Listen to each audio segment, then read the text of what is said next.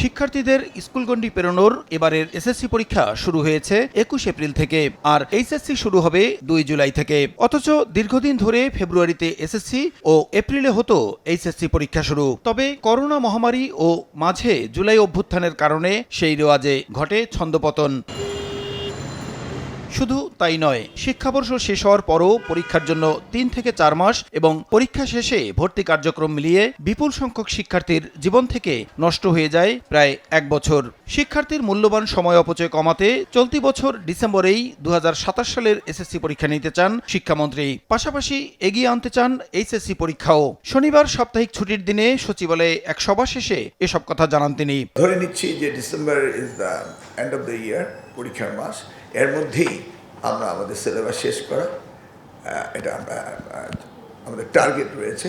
Target করছি 2 বছরের লেখাপড়া 2 বছর শেষ হতে হবে এবং এখানে কোনো সেশন যাতে না হয়। এমপিওভুক্ত শিক্ষা প্রতিষ্ঠানের শিক্ষক কর্মচারীদের বদলি সংক্রান্ত নীতিমালা বিষয়ে ওই সভার বিভিন্ন সিদ্ধান্ত জানান শিক্ষামন্ত্রী। বলেন, এমপিওভুক্ত শিক্ষক কর্মচারীদেরকে বদলি সংক্রান্ত নীতিমালার আওতায় আনার পরিকল্পনা নিয়েছে সরকার। একটা বদলি নীতিমালা করতে যাচ্ছি। এটা করলে মূলত যারা এনটিআরসিতে মাধ্যমে এক জেলার শিক্ষক আরেক জেলায় নিয়োগ পাচ্ছে, তাদের সফটওয়্যার এমনভাবে ডেভেলপ করা হবে, তাদের সুযোগ থাকবে তাদের নিজ জেলায় যাওয়ার।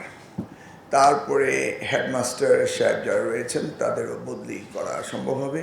এদিকে শিক্ষা কারিকুলাম পরিবর্তন ও পরিমার্জনে কার্যকর পদক্ষেপ নেয়ার কথা জানিয়ে শিক্ষামন্ত্রী বলেন, আগামী বছরের মধ্যে অধিকাংশই পরিবর্তন করা হবে এবং বাকিটা 2028 সালের মধ্যেই শেষ হবে।